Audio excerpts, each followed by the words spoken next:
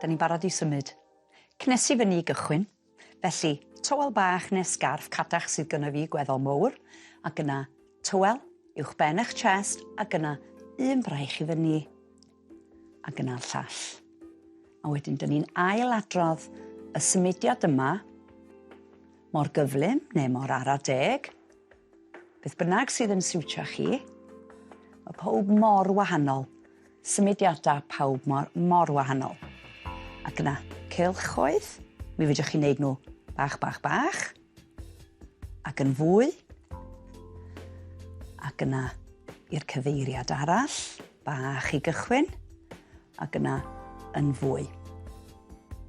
Ac yna gweithio'r symudiad wedyn yn is I lawr, sodla I fyny, mae hwn yn gweithio'r cyhyra tu cefn gwaelod y goes.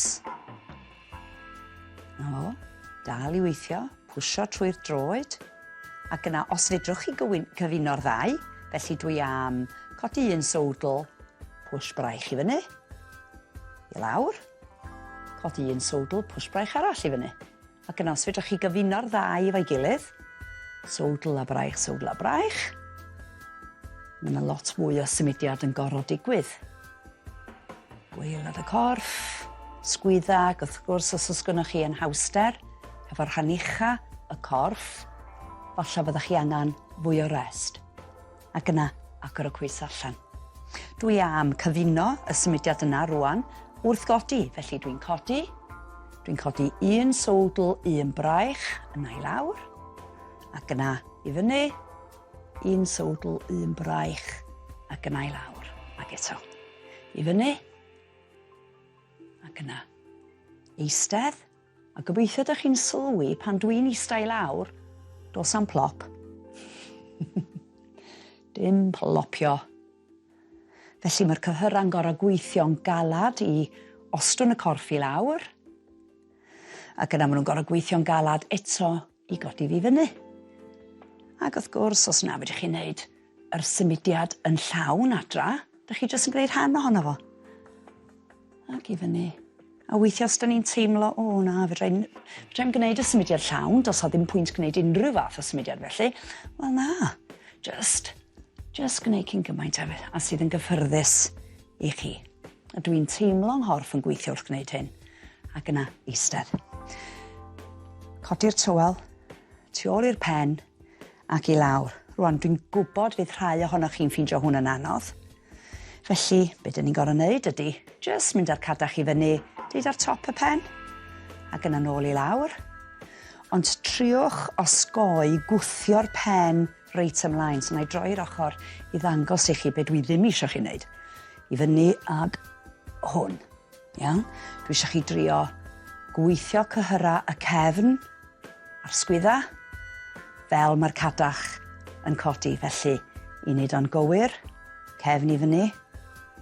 Waw, dwi'n teimlo'r sgwydda'n gweithio, ond dwi ddim eisiau symud y pen ymlaen. Mae hwnna'n rhoi gormod o straen ar y cefn, ac wrth gwrs ar y gwddw. Ac yna I lawr. Ac yna cadach dros yr ysgwydd. Llaw arall I fyny, o weithio fedrai'n ffeindio diwedd y tywel. Ac yna dwi am sythu'r braich top. Dych chi'n gweld y braich sydd ar y gwaelod? Wow, mae o'n stretcho. Ac mi fedrai gyfuno hwn wrth sefyll. I fyny. Ac yna I lawr. So mae hwn yn reit anodd. Achos pan dwi'n eistedd lawr, dwi'n teimlo bod fi'n mynd I gael yn hynny nôl. Felly dwi'n gorfod pwyso ymlaen chydig bach. Ac yna dwi am newid i'r ochr arall.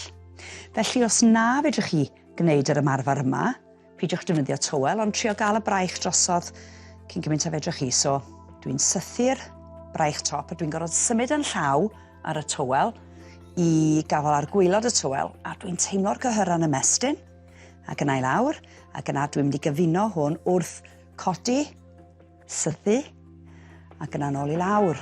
Mae'r ochr yma fwy anodd I fi, oherwydd bod yr ysgwydd dde yn dynach. Ac yna I lawr.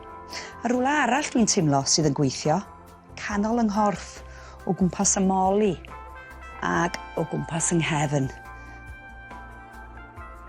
Ac yna I lawr. Ac yna just ystwythwch y corff, symudiad rhugl a llefyn, A dyna fo. Ymarferion wedi gorffan unwaith eto. Hwyl.